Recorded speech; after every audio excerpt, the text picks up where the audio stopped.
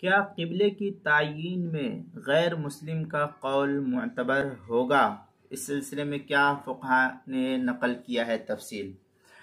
چنانچہ اگر کوئی ایسی جگہ ہو جہاں یہ پتہ ہی نہ ہو کہ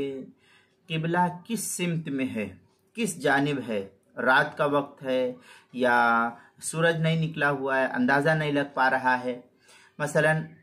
یہ معلوم نہ ہو کہ یہاں سے قبلہ مشرق کی جانب ہے یا مغرب کی جانب ہے، تو اگر کوئی غیر مسلم ایسی جگہ قبلے کی سمت بتائے تو محض اس کی خبر کا کوئی اعتبار نہیں ہوگا، جب تک کہ قرائن سے اس کی کوئی تصدیق نہ ہو جائے۔ اگرچہ وہ حقیقت میں بتلا رہا ہے لیکن پھر بھی اس کی تصدیق نہیں کی جائے گی اور اس کا اعتبار نہیں کیا جائے گا۔ جب کوئی قرائن اس کے سلسلے میں مل جائے، اگرچہ وہ صحیح بتلا رہا ہے، جب پھر بھی اگر کوئی قرائن موجود ہو تبھی اس کی تصدیق کی جائے گی، قرائن سے اس کی تصدیق نہیں ہوتی تو اس کا اعتبار نہیں ہوگا۔ اور اگر ایسی جگہ ہے جہاں اتنا تو معلوم ہے کہ قبلہ یہاں مثلاً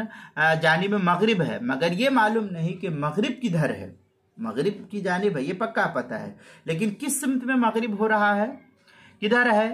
مغرب کا رخ جاننے کے لیے کسی غیر مسلم سے بھی تحقیق کی جا سکتی ہے، اور محض رخ بتانے میں اس کی خبر معتبر ہوگی جبکہ اس کی سچائی کا غالب گمان ہو تبھی، اور اگر سچائی کا غالب گمان نہیں ہے تو پھر اس کا اعتبار نہیں کریں گے۔ چنانچہ الفقہ الحنفی فی ثوب الجدید کے اندر ہے وَلَا يَقْبَلُ خَبْرُ الْكَافِرِ وَالْفَاسِقِ وَالصَّبِي لِعَدْمِ قبول خبرهم۔ اس طریقے کی عبارت جو الفقہ الحنفی فی ثوب الجدید کی پہلی صفحہ 197 ہدایہ کے اندر ہے لِأَنَّ قول الکافر مقبول فی المعاملات، ہدایہ چوتھی جلد صفحہ 437، کتاب المسائل پہلی جلد صفحہ 282 پر اس کو نقل کیا گیا ہے۔